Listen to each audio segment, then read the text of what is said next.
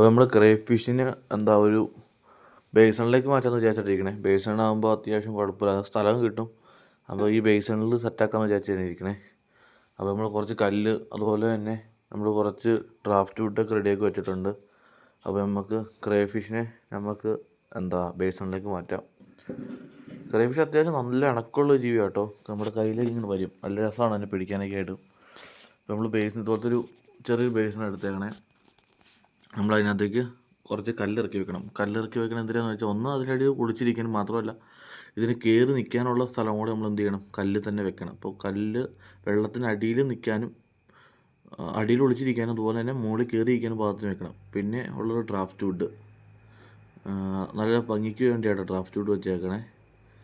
നമ്മൾ draft വുഡെല്ലാം set ചെയ്ത് ഒട്ടിച്ച് എല്ലാം റെഡിയാക്കി വെച്ചു. നമുക്ക് അതിനകത്തേക്ക് ക്രേഫിഷിനെ വിടാം. നമ്മൾ വെള്ളമൊക്കെ ഒഴിച്ചത് കണ്ടോ, ക്രേഫിഷിനെ പയ്യെ വിടാം.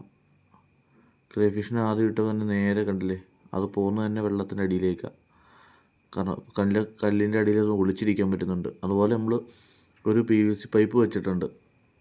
അപ്പം ആ ഹോളിൽ കയറി ഒളിച്ചിരിക്കാൻ പറ്റും. പിന്നെ നമ്മൾ ചെടിയൊക്കെ വെച്ചിട്ടുണ്ട്. ഈ ചെടിയൊക്കെ അത് തിന്ന് തീർക്കും കേട്ടോ. അപ്പോൾ നമ്മൾ അതിനകത്ത് കുറച്ചധികം പാലിടുന്നത് എപ്പോഴും നല്ലതാണ്. അപ്പോൾ അതൊക്കെ ഇത് തിന്നോളും.